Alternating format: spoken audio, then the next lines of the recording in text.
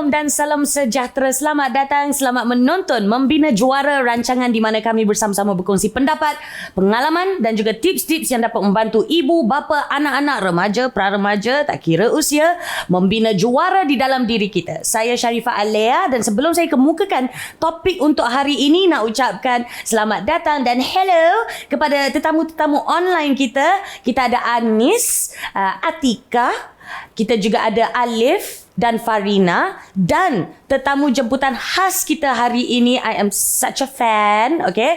Penasihat Mahkamah Kanak-Kanak dan juga aktivis Syed Azmi. Hello everybody. Okey, kita akan bersama mereka sebentar sahaja lagi. Sebelum itu, ayolah kita mulakan. Okey, dalam episod sebelum ini, banyak telah kami pelajari mengenai cara-cara berdiskusi dengan anak-anak remaja kita tentang hubungan kelamin dengan Prof. Mariani kan. Episod kali ini kita akan lihat sendiri akibatnya kalau ibu bapa atau penjaga masih lagi segan, malu, melambat-lambatkan atau sengaja buat tak tahu akan diskusi mengenai hubungan kelamin ataupun hubungan reproduksi, hamil luar nikah di kalangan remaja. It is a very heavy topic tapi sangat-sangat penting untuk dibincangkan.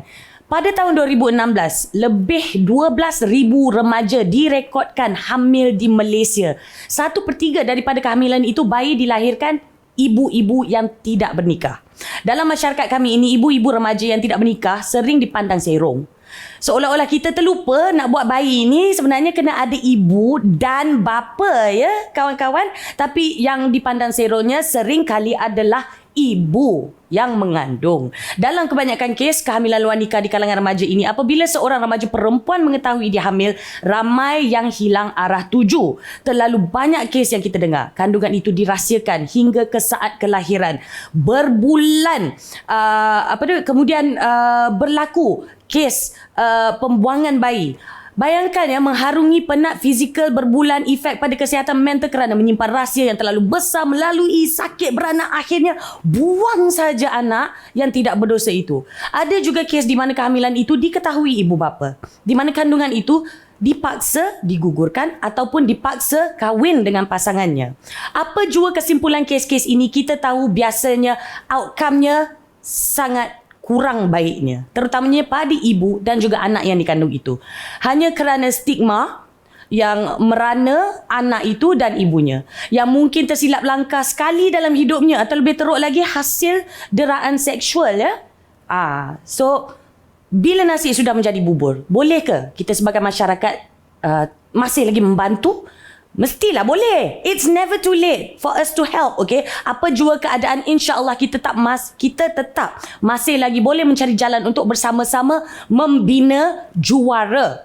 Bersama kita hari ini, kaunselor berdaftar kita, Dr. Nur Safatul Aznin Abdul Razak akan bantu kita mencari jawapan. Dr. Safa. Ya, Alia. Selamat kembali ke rancangan Membina Juara ini. Hari ini topiknya agak berat. Tapi harus dibincangkan. Betul. Kita mulakan dengan soalan yang pertama lah, okey. Selain daripada outcome yang disebutkan tadi kan, pembuangan bayi lah, itulah inilah. Apakah antara outcome ataupun kesimpulan yang negatif yang bakal dihadapi ibu remaja ni? Baik. Terima kasih Alia berkenaan dengan soalan tadi. Bila saya dengar statistik berkenaan dengan mengandung, isu mengandung ibu remaja yang mengandung ni kan, satu statistik yang sebenarnya kita tak boleh ambil mudah perkara tersebut.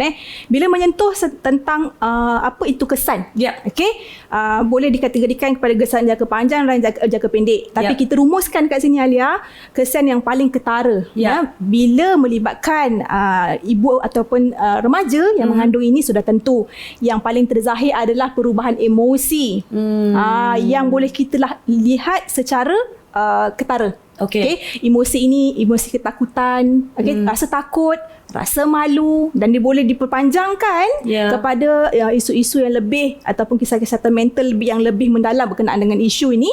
Dan kadang-kadang boleh juga melibat kepada kita panggil trauma yang sangat teruk, kan, menyebabkan self esteem ataupun isu esteem kendiri. yang sangat merudum. Okey, disebabkan oleh stigma masyarakat lah pada kenapa remaja ni boleh terjebak. Lepas tu kemudian begitu juga outcome ni bila ibu bapa ibu yang dah pregnant ataupun mengandung dalam keadaan remaja, persekolahan. Isu akademik juga boleh menjadi punca utama. Mungkin dia akan mempertimbangkan sama ada dia perlu berhenti daripada pengajian, okey, atau dia perlu orang kata meneruskan pendidikan yang lain selain daripada pendidikan-pendidikan yang ada sekarang ini.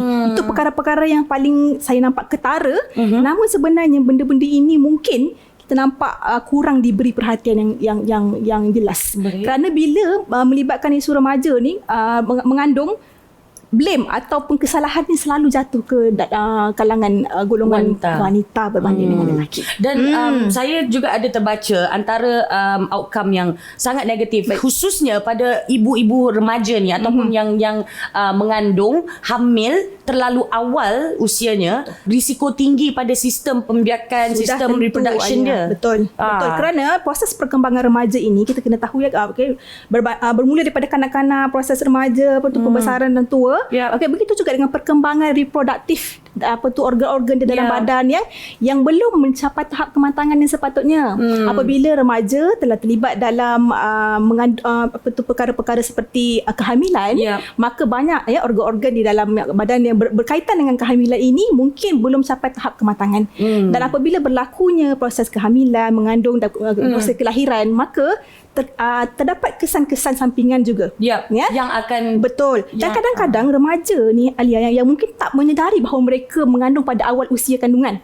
Mereka tak ambil orang kata inisiatif ataupun mereka kurang pengetahuan berkenaan dengan bagaimana untuk menjaga penjagaan kesihatan khususnya bagi ibu-ibu yang awal kehamilan. Sebab sedangkan fizikal pun tak matang, ini kan lagi mental dan juga emosi. Mungkin kita tak sesedar asal kehamilan awal-awal mungkin kita tak nampak dari awal-awal kehamilan tersebut. Okey, macam mana pula pada bayinya?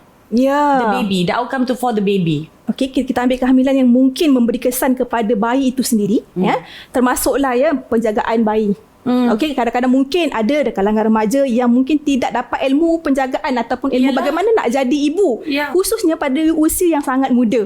Okey, pengetahuan secara penjagaan ibu sendiri ataupun penjagaan anak itu sendiri, kesihatannya. Kadang-kadang bila ada timbul stigma ni Alia, dia takut nak pergi buat rawatan kan dekat hospital. Dia tanya ini anak siapa dan sebagainya. Bila wujud rasa malu, stigma daripada orang luar, maka isu anak ataupun penjagaan anak ini sendiri tidak diberi perhatian yang sepatutnya oleh warga ibu. Sangat kesian Alia, kerana anak-anak yang dilahirkan ni mungkin tidak ada hak yang sewajarnya untuk mendapat penjagaan. Itu daripada sudut hak fizik secara mereka tumbuh besaran mereka. Dan kemungkinan ada mungkin di kalangan yang kehadiran mereka ini tidak diterima. Kehadiran ini mereka tidak diterima, maka dia melibatkan isu-unsur emosi. Penjagaan mereka, attachment ataupun kedekatan antara ibu dan anak tidak wujud di situ. Mungkin perjalanan itu daripada kecil mungkin tidak diambil peduli oleh ibu, apatah lagi lah golongan yang mungkin tak bertanggungjawab melepaskan tanggungjawab untuk menjaga. Dan akhirnya mungkin akan diberi penjagaan kepada orang lain. Kan? Dan yang paling teruk senario yang lebih elok lah. Kalau anak itu dijaga oleh orang lain. Yang lebih teruk lagi Alia, jika anak itu tidak mendapat hak untuk meneruskan kehidupan. Itu sangat-sangat kita rasa pembuangan bayi.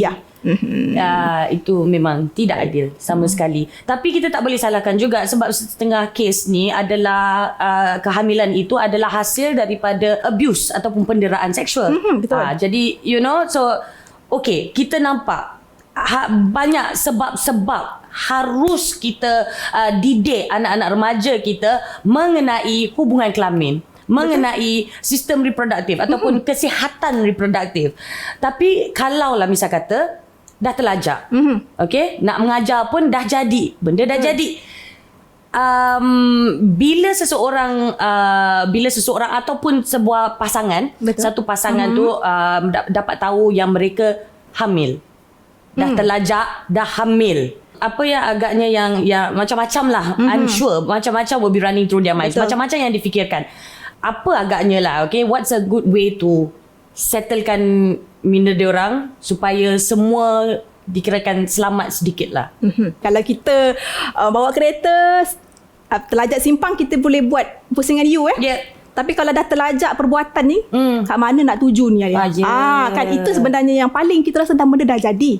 Okay, perkara tu telah berlaku. Bagaimana kita nak meneruskan untuk memastikan bahawa kita remaja ataupun khususnya pasangan ini tidak melakukan kesalahan demi kesalahan. Dengan arti kata lain, membuka peluang untuk menjadi lebih baik. Baik, berkenaan dengan bagaimana bila sesuatu ataupun pasangan dah mengetahui dah bahawa dirinya ataupun sudah mengandung. Pertama sekali ataupun mungkin tindakan yang boleh dilakukan oleh pasangan ini adalah kena bersikap terbuka dan menerima sebarang risiko setelah apa yang telah berlaku pada sebelum ini. Risiko ni kita boleh datang macam-macam perkara, Alia. Risiko daripada stigma masyarakat. Lebih teruk kalau diketahui ibu bapa. Lebih meruncingkan jika pasangan tidak mahu bertanggungjawab. Lebih membimbangkan sekiranya dia terpaksa mengambil keputusan untuk menghapuskan kehidupan anak yang bakal dilahirkan. Itu sepanjang kita panggil kronologi demi kronologi tersebut. Justru bila dia dah berlaku, contoh dah tahu dirinya sudah mengandung, maka dia perlu mempersiapkan diri tentang ilmu, tentang risiko, tentang kehamilan, bagaimana dia perlu menyiapkan ilmu dan support sepanjang proses kehamilan sehinggalah proses kelahiran. Kerana semua ataupun segelintir remaja dia tidak ada kekuatan tentang itu. Kerana apa? Kerana dia tidak tahu kat mana tempat nak tuju. Di samping ilmu yang perlu dia ada, mungkin ilmu bagaimana dia nak menjaga kesihatan dirinya, memastikan kandungan baik dalam keadaan selamat. Dan dia juga perlu mencari inisiatif untuk mendapatkan bantuan. Walaupun bantuan itu bersifat bantuan yang sementara. Khususnya bagaimana nak ada kekuatan untuk memberitahu insan yang paling dekat iaitu keluarga. Khususnya ibu bapa. So kalau hasilnya kehamilan itu daripada hubungan suka sama suka, boyfriend girlfriend contohnya lah kan. Kalau kehamilan itu adalah result of abuse. Keganasan.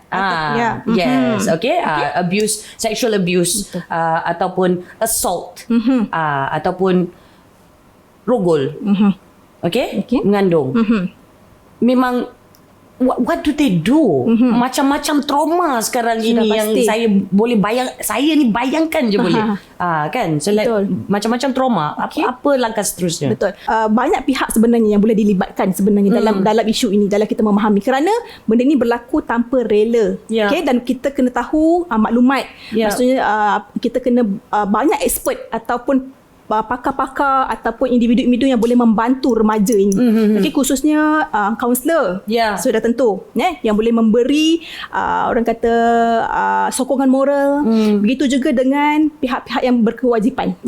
Doktor yang boleh mengesahkan kehamilan ini berlaku dalam keadaan yang tidak rela dan sebagainya kan. Kita akan cek. Begitu juga dengan pihak polis. Report polis perlu dilakukan dan sebagainya untuk menjaga kebajikan remaja ini sendiri untuk mendapatkan haknya. Walaupun dirinya mengandung, ataupun hasil kehamilan tersebut berlaku dalam keadaan tidak direlakan, dan sudah tentu akan menimbulkan unsur-unsur trauma. Justru pihak-pihak inilah yang akan mula memberikan bantuan untuk menyediakan tempat dan peluang kepada remaja ini meneruskan kehidupan dalam suasana yang selesa dan nyaman. Dan haruslah bantuan ini haruslah dicari dan diberikan seawal pengetahuan ataupun seawal dia dapat tahu mengenai kehamilan itu, sebab it's like 9 months of trauma, reliving every single thing. Allahu Akbar. Yes, tapi alhamdulillah ada ramai pakar yang boleh membantu. Kita akan ketahui sedikit sebanyak mengenai itu sebentar saja lagi. Kita akan berehat seketika, kembali bersama tetamu-tetamu online kita dan juga Dok Safa sebentar saja lagi di Membina Juara.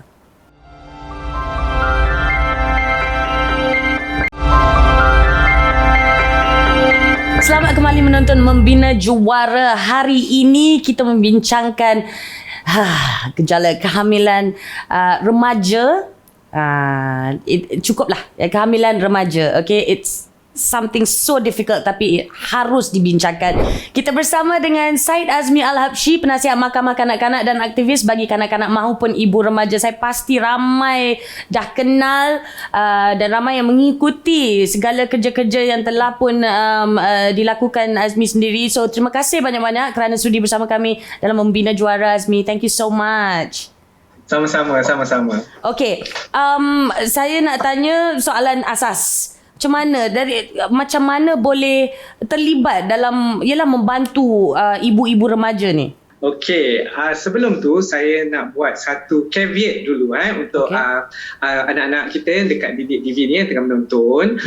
Bagi saya kehamilan kanak-kanak saya yang paling muda sampai bersalin adalah dari umur 9 tahun. 9 tahun adalah kanak-kanak saya yang paling muda sekali mengandung. Okey? Dan saya selalu bila bercakap dengan mereka yang bawah 18 dan mengandung ini merupakan kehamilan yang tidak dirancang. Jadi macam mana saya terjebak? Soalan yang katanya senang tapi susah sebenarnya untuk saya terangkan. Saya ni peminat warga emas. Dan bila ibu bapa yang mempunyai anak-anak yang hamil dan tidak dirancang, dia punya devastation tu, dia punya rasa marah, kecewa, semua tu bukan pada anak. Marah, kecewa, sedih tu pada diri mereka sendiri, pada mak ayah itu sendiri sebenarnya, sebab mereka rasa mereka gagal. Jadi oleh sebab saya sebagai kerjaya farmasi saya dulu, menyebabkan saya dah banyak tengok mak bapak yang macam rasa sedih dan jumpa saya dan bercerita. Dari situlah bermulanya perjalanan Abang Syed untuk konteks Didik TV ni, terus mencuburi nak memahami perasaan ibu bapa apabila mendapat anak mereka yang kehamilan tidak dirancang. Seterusnya pada anak-anak gadis, kawan-kawan kita ke atau kakak kita ke yang mengandung tanpa dirancang, dan kini lagi jauh lagi kepada pasangan mereka yang tidak merancang, tak sangka, sama umur, suka sama suka, apa nak jadi. Jadi dari situ perjalanan saya dalam kes-kes ni buatkan saya macam lagi peka lah. Saya tidak lihat keadaan itu sebagai satu benda yang sedih merana terus, because kita akan mengharungi satu journey itu. Jadi untuk adik-adik semua, kalau dah ada yang bawah 18 mengandung, kalau jumpa Abang Syed kat rumah ke atau mak bapak bawa pergi mana-mana, pasti Abang Syed kata, tahniah nak jadi mak. It's hard. Susah tak Abang Syed nak cakap macam tu. Tapi keadaan dah memang very great. Dah sedih dah. Dah terjadi. Perasaan putus asa, perasaan putus asa dah rasa, perasaan gagal dah rasa, perasaan dah hilang segala arah tuju dah rasa. Terus terang seberapa teruk kita rasa, yang teruk itu ada satu sinar kat situ. Ibu ayah kita merupakan orang yang paling sayang kita. Macam mana silap yang kita buat pun, diorang marah, sedih ke apa tu, bagi peluang untuk rasa marah, sedih tu. Sebab lepas itu dia tetap orang yang paling sayang anak-anak. Sampai hari ni Abang Syed tak pernah dapat dangkal lagi perkataan, kecuali sumpah mahram. Okay, so yang tu lain. Okay, faham. Yelah, time mahram mestilah kan macam-macam keluar. Jangan kata ibu bapa, remaja tu sendiri pun mungkin rasakan dan mengatakan perkataan itu pada diri sendiri. Baik, okay. Bila untuk majoriti lah, okay, wanita remaja ya, yang datang, yang minta bantuan daripada Encik Azmi, macam mana boleh terjebak?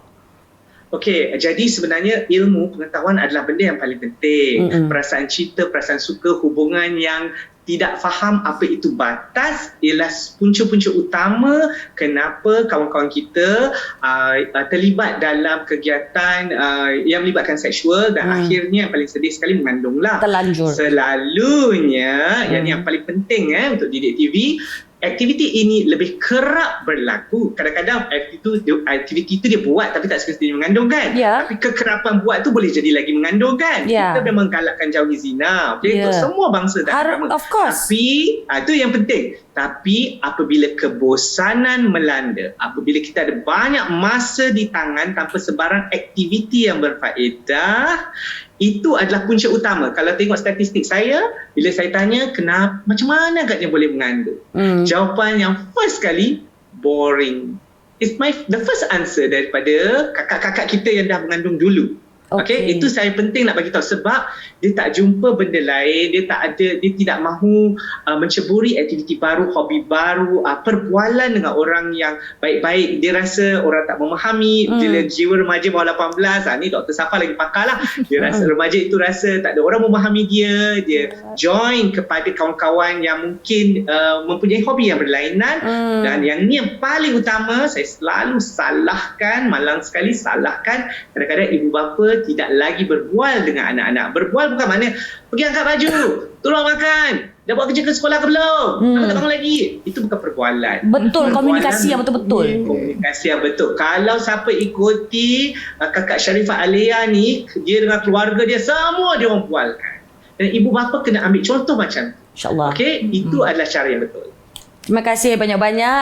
Ada sedikit plug di situ, publicity untuk keluarga saya. Tapi betul, itu antara sebab saya memang antara orang yang rasa komunikasi antara ibu bapa dan anak-anak haruslah sentiasa, it has to be consistent dan terbuka. Sebab komunikasi macam mana sekalipun, bila seorang remaja dah, kita guna terma barulah, kantoi, kan? Kalau dah terkantoi tu, biar rapat macam mana pun tetap akan rasa macam ibu bapa tu macam kita tak nak kecewakan mereka. You know, this is a slap in the face, menconteng arang pada rupa mereka.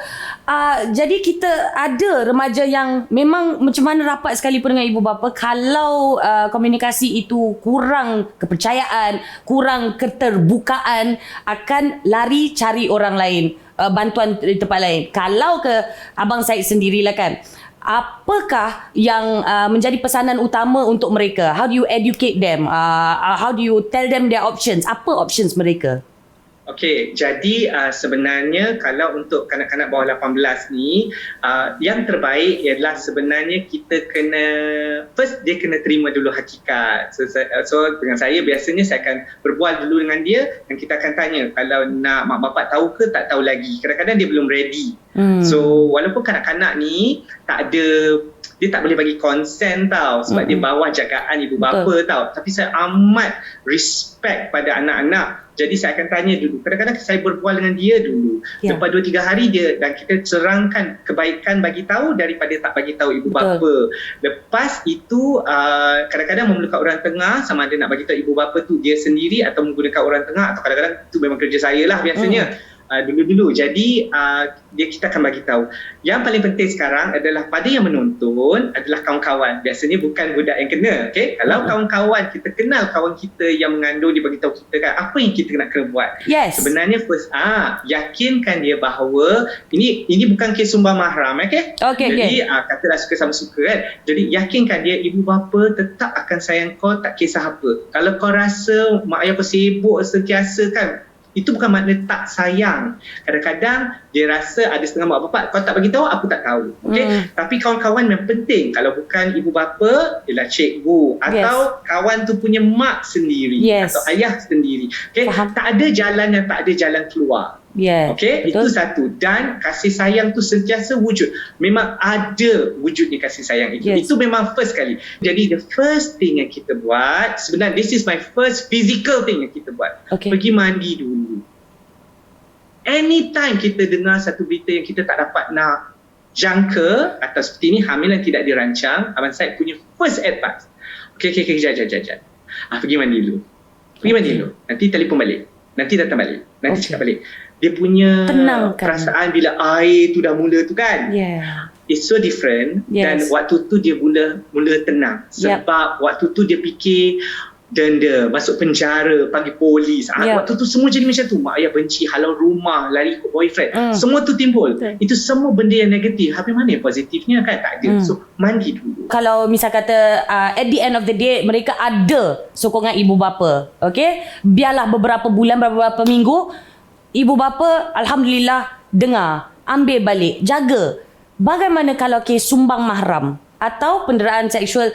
Yalah, dalam komuniti terdekat lah kita katakan kan, tak kiralah mungkin bapa tiri ke, angkat ke, adik-beradik ke, Kita minta Dr. Safar jauh. tadi cakap apabila perbuatan yang dipaksa. Okay? Mana-mana pun orang tak suka apabila dipaksa. Perkataan tu amat penting. Jadi kalau satu budak tu, satu kanak-kanak tu, ini psikologi sikit lah Dr. Safar lagi pakar, di mana kadang-kadang timbul kekeliruan sama ada adakah dipaksa atau memang salah memang salah aku.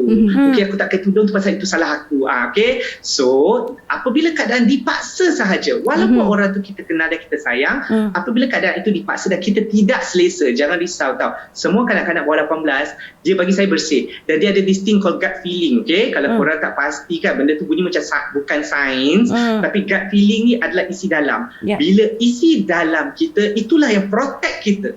Faham tak? Untuk kanak-kanak ni kan Allah bagi hijab yang paling best.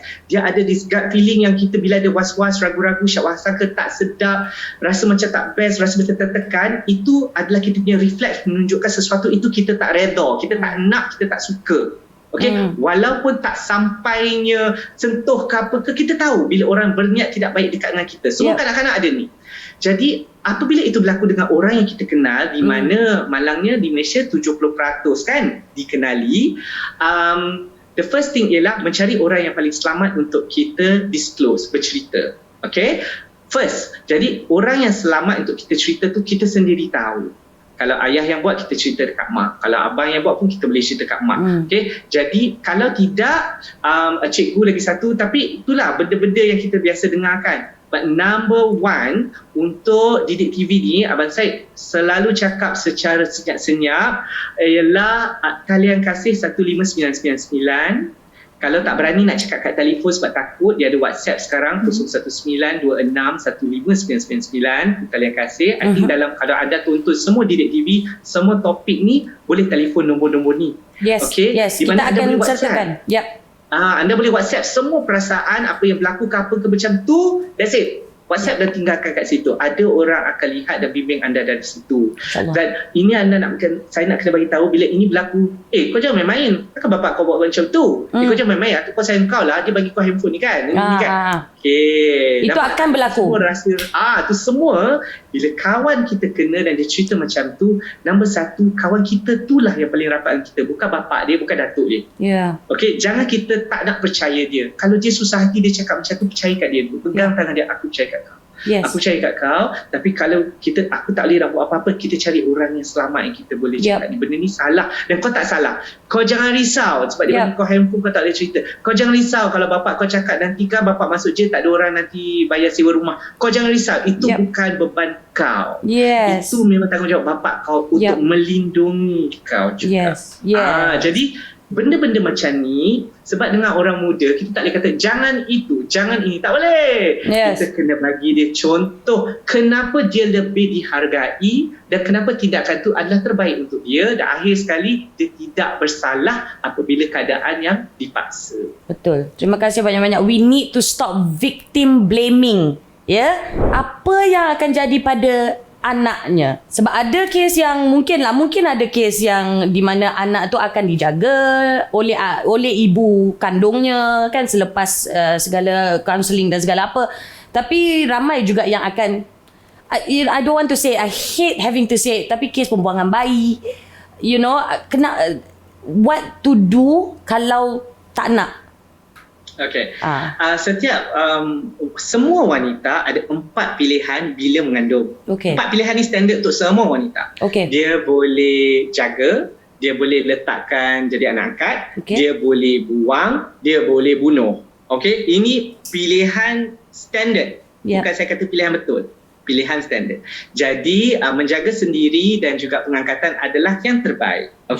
Dan yang ni nasihat saya kan, bila kita tahu kawan-kawan kita mengandung dan kita rasa masa depan ni masih lagi jauh dan cemerlang kan, dia ada harapan lagi, and it's not the end of the world kan. Jadi biasanya tinggal 2 lah, dia akan sama ada jaga ataupun dia akan buatkan pengangkatan. Kalau antara pilihan yang 2 tu, sepanjang mengandung itu, saya punya nasihat hanya satu. Jangan fikir nak jaga atau nak buat pengangkatan langsung sehingga dia bersalin dan dia nak buat sijil lahir anak tu. Lepas tu dia decide. Sebab ada macam-macam benda yang dia kena fikir. Dan sementara proses tu tugas dia hanya satu, menjadi ibu yang baik, pemakanan, jaga klinik, pergi macam semua mak-mak lain kita nampak mengandung lah. Okay? Jadi itu je tugas dia. So bila orang kata apa nak buat kan lepas dia tu, dan dia ada dua pilihan ni. Ada satu lagi dia orang kata kahwin kan. Tapi untuk umur kanak-kanak ni, apa kata kita, kalau kahwin pun mesti lepas buat sijil lahir tu pun baru fikir kalau kata kahwin. Okay? Jadi katakanlah kahwin tu saya tolak ke tepi, dan dua je pilihan ni. Kalau dia nak jaga sendiri, support sokongan dia tu mesti kuat. Maknanya dia keluarga pun setuju sama. Kalau dia kata dia nak buat pengangkatan tapi dia sayang, tapi dia terpaksa. Okey, yang ni Abang Said memang faham. Banyak orang akan datang kata sebenarnya saya tak nak, tapi saya terpaksa kan. So Abang Said, biasanya saya akan lihat meh kita tengok kepentingan siapa yang kita tengah fikir sekarang. Kepentingan ibu atau kepentingan bayi. Nah, kepentingan ibu dalam part ni adalah mereka yang masih kanak-kanak 18 tahun. Jadi dalam kepentingan tu kita cakap pasal cita-cita, kita cakap pasal apa harapannya masa depan, apakah maksud mak yang baik, apakah pilihan calon boyfriend yang lebih baik, dan adakah kita makin bijak buat pilihan. Nampak tak? Oh, dia ada benda-benda dia kita bincang kat situ. Saya pro jaga sendiri. Nampak tak? Tapi saya faham dalam jaga sendiri pro dengan kontra tu amat tinggi. Bagi saya, kalaulah dia boleh dia bersalin dan dia jaga, kemudian dia kena ambil STM, dia sanggup nak ambil STM, yang tu bagi saya dia jelas apa yang dia nak buat. Makna dia tahu apa yang dia buat. Dia dah kalau plan dah. Tak apalah, lepas ni nak kerja macam tu kan. So kita cakap, okey, kalau nak kerja siapa jaga baby? Kalau gaji berapa? Harga pampers berapa? Kita tengok dari segi itu pula sebelum dia buat decision. Jadi tapi nak cakap pilihan-pilihan ni tak salah, sama ada dia bagi kat orang atau sama ada dia jaga sendiri. Dua pilihan tu tidak salah sebab ada perancangan. Kahwin pula kalau tak dirancang dan tiba-tiba kahwin tanpa dirancang, dia akan kembali kepada masalah hamil yang tak dirancang. Betul. Okey, yang dua tu no. Okay, remove from your system please. Okay, soalan saya rasa saya ada masa untuk tanya lagi satu soalan. Ini yang saya dengan Dr. Safa dari tadi lah, macam okey, bab soalan ni kita kena kawal emosi kita ya sebagai wanita. How often kerap ataupun tidak dalam kes-kes kehamilan remaja ini, Abang Syed ada tak jumpa bapa kandungan itu, dan dalam banyak-banyak kes kalau ada jumpa sekalipun, adakah mereka bertanggungjawab ataupun at least cuba untuk bertanggungjawab? Akhir-akhir ni saya jumpa banyak yang bawah 18. Saya jumpa banyak boyfriend yang bawah 18. Sebab di mahkamah, ni kita nak ajar ni. Mahkamah, kalau girlfriend tu mengandung bawah umur 16, boyfriend dia tetap akan di-charge sebagai merogol statutory rape dipanggil automatik, walaupun suka sama suka. So yang tu lagi banyak saya jumpa. Now itu dah lain lah, masuk undang-undang. Now kepada bapa-bapa yang lain pun banyak yang datang. Tetapi Alia tadi ada sebut satu perkataan yang paling penting, tanggungjawab. So kebanyakan para lelaki bawah 21 yang belum bekerja, tengah belajar lagi, ini boyfriend yang umum yang sama, dia tak faham tanggungjawab tu maksud dia apa. Jadi saya, sebab kalau dia bawah 18, lelaki tu bagi saya tetap mangsa.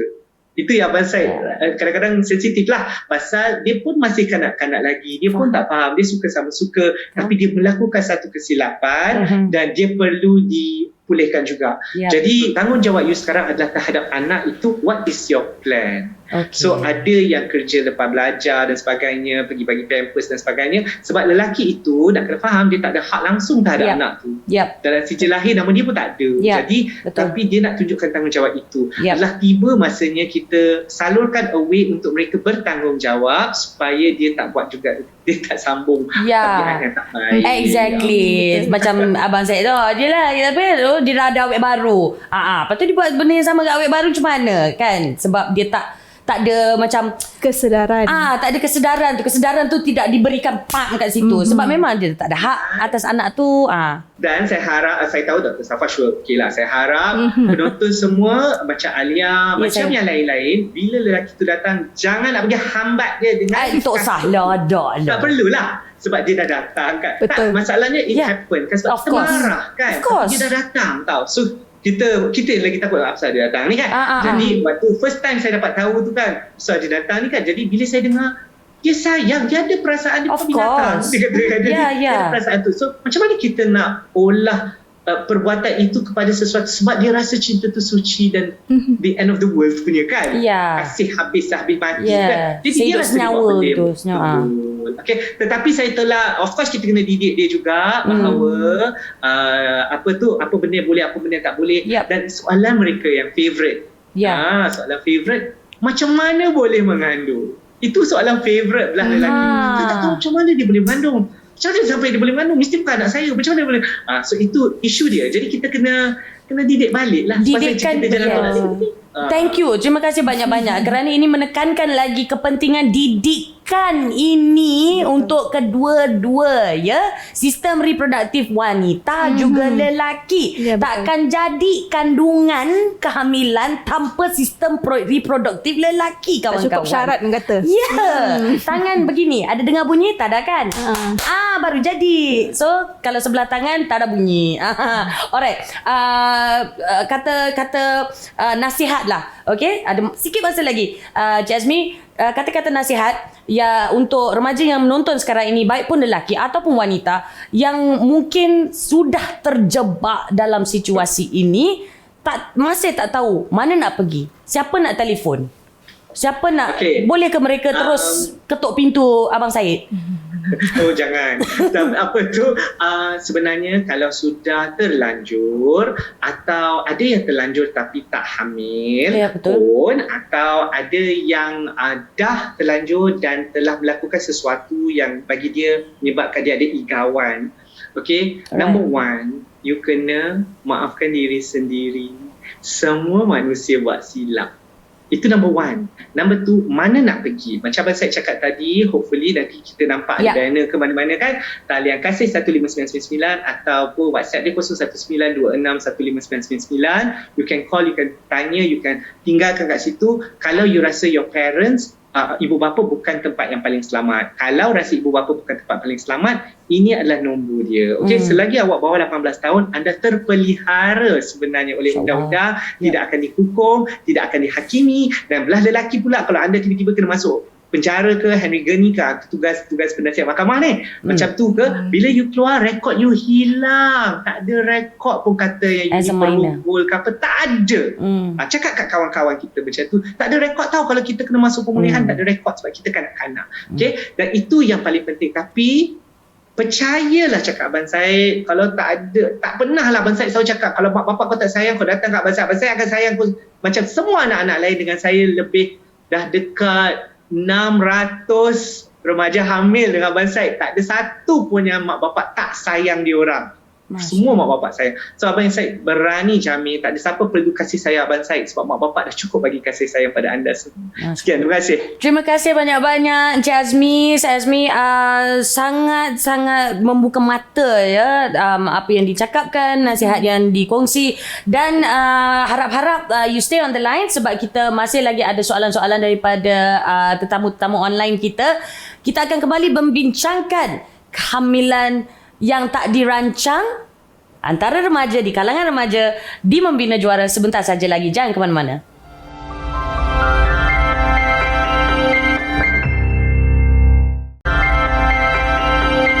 Selamat kembali menonton Membina Juara bersama saya Sharifah Alea. Kita ada Dr. Safa kita. Di talian kita ada Syed Azmi, membincangkan kehamilan yang tidak dirancang di kalangan remaja. Okey.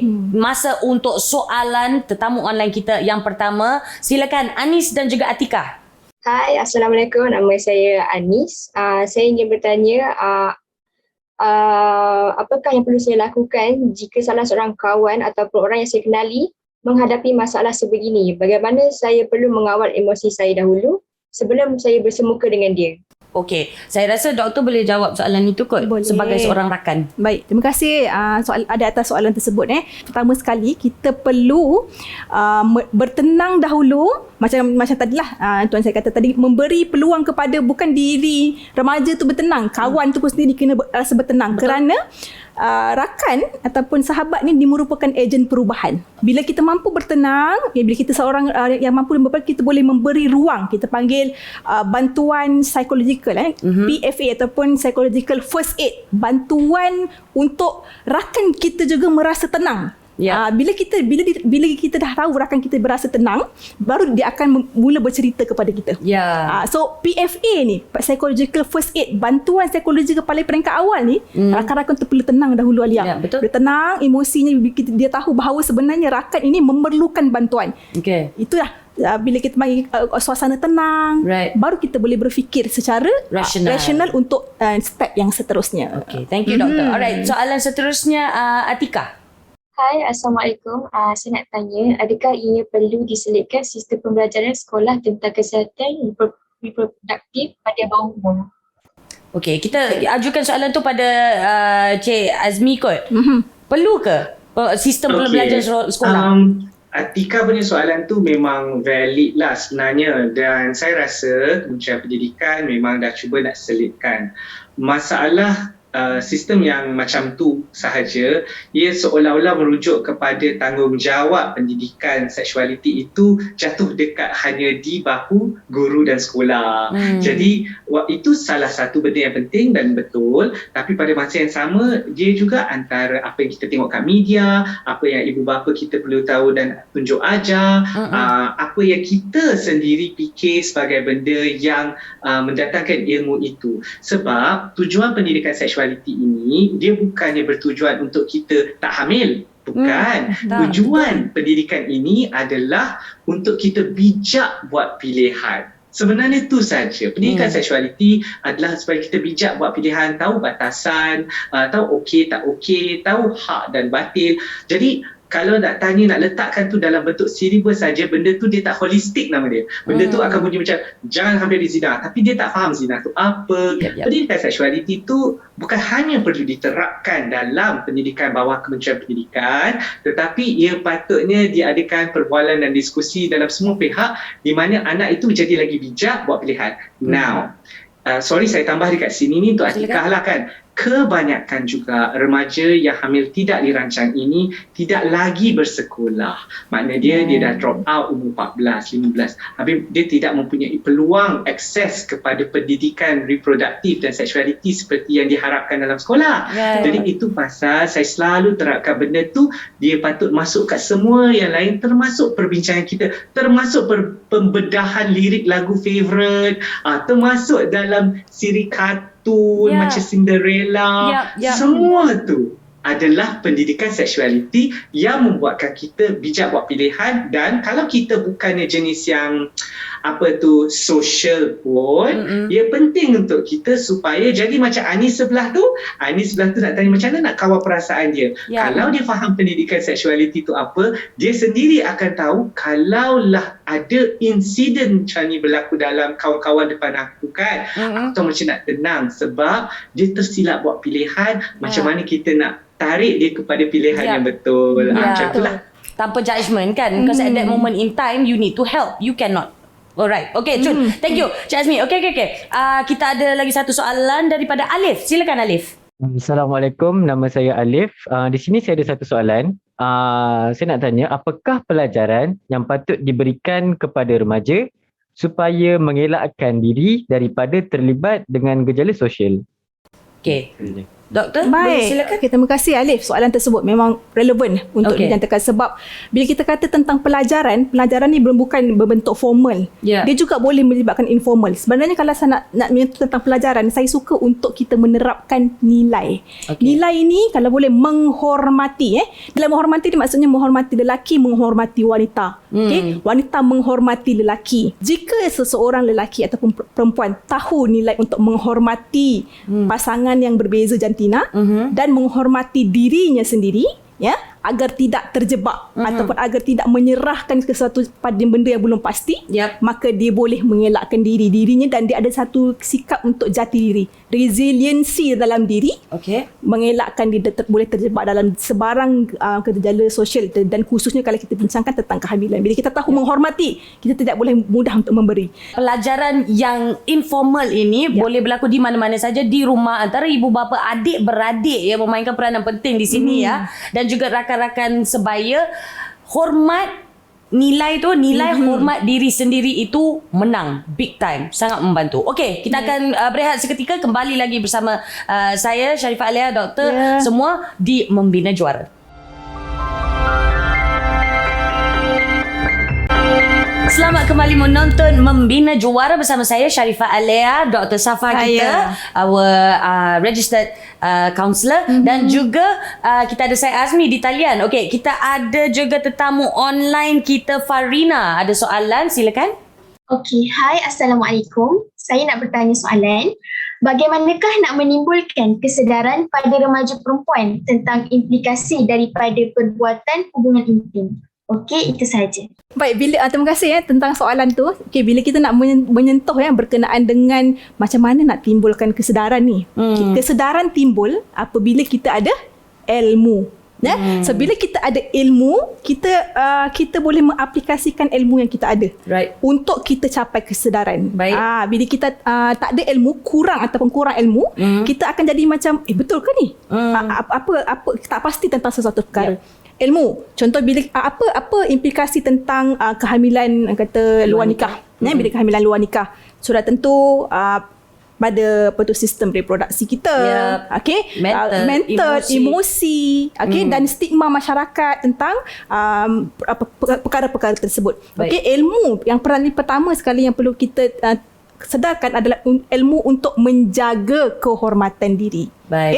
Maksudnya kita kena sedar tentang bagaimana kita nak melindungi bahagian-bahagian intim kita, sebelum tiba masa yang sesuai dan sebagainya. Kita kena faham tentang ilmu-ilmu tersebut, baru akan boleh menimbulkan kesedaran kepada remaja ni tentang kalau seandainya berlaku perbuatan tentang kehamilan, maka ilmu ini yang boleh membentengi remaja-remaja daripada turut terjebak lah. Tentang ilmu tentang persahabatan, perhubungan, kawalan atau batasan antara lelaki dan perempuan juga perlu dititik beratkan untuk menimbulkan kesedaran itulah. Dan saya rasa kalau jawapan doktor ini lagi sesuai kalau kita tujukan kepada remaja perempuan dan remaja lelaki. Sebab kita harus ingat dan sentiasa ingat lagi, sama ada anda perempuan ataupun lelaki, kehamilan tidak akan berlaku kalau ada seorang sahaja dalam hubungan itu. Kena ada dua. Okey. Baiklah. Terima kasih banyak-banyak Farina, Anis, Alif dan juga Atika atas soalan-soalan anda. Terima kasih juga kepada Syed Azmi. You have been so helpful. Mungkin ada kata-kata terakhir, like very short, sebelum kita akhiri episod kali ini. Cik Azmi? Okey, kadang-kadang kita tak perlu tunggu sampai ada keterlanjuran, okey, untuk anak-anak semua. Kita boleh nampak dah, kalau kita tengok adik kita, tiba-tiba dia kata dia couple dengan orang ni, declare sebab tukar colour pensel pun, kita dah mula kena sedar bahawa dia dah wujudnya satu perasaan suka. Jadi kalau kawan kita tu tiba-tiba kata dah ada boyfriend ke apa macam tu, kita dah boleh start dah kata macam tu, bagus, sayang tu memang fitrah, tak ada siapa tak suka sayang. Tak salah pun cinta itu, yang salah pilihan yang tidak bijak. Macam Dr. Safa tadi cakap, tak ada ilmu, kita buat pilihan yang salah. Dan ingat, tanya pada tempat dan saluran yang betul. Untuk mendapatkan maklumat yang tepat dan tak disalahgunakan. Terima kasih. Terima kasih banyak-banyak, sangat-sangat berterima kasih kepada Cik Syed Azmi kerana sudi meluangkan masa bersama kami di Membina Juara ini dan juga sudi berkongsi nombor-nombor yang sangat penting. Ini kira macam kalau misal kata anda mendapati bahawasanya anda terjebak di dalam apa-apa sekalipun gejala sosial dan tiada tempat untuk mengadu maupun minta bantuan, anda boleh lihat di bawah skrin sekarang ini tertera talian kasih 24 jam ya. Telefon 15999 ataupun WhatsApp pun boleh. Kalau segan nak bercakap ataupun takut kalau bercakap kuat nanti orang rumah dengar, WhatsApp 0192615999. Anda juga boleh kontak Abang Syed, Abang Azmi kita sendiri, ada nombor WhatsApp yang tertera di bawah sini. Direct, don't worry, boleh. Kita dah minta kebenaran dah daripada Syed Azmi, katanya ini satu daripada 4 nombor dia. So sekali lagi saya nak ucapkan terima kasih kerana sudi meluangkan masa bersama dengan kami hari ini. Busy betul, okey? Untuk anda yang ingin mendapatkan details lagi mengenai episod ini dan tips-tips nasihat daripada Syed Azmi maupun Dr. Safa, silalah layari, like, follow dan share laman media sosial kami Membina Juara. Kita jumpa episod yang seterusnya. InsyaAllah. Saya Sharifah Alia. Assalamualaikum. Terima kasih kerana menonton. Bye.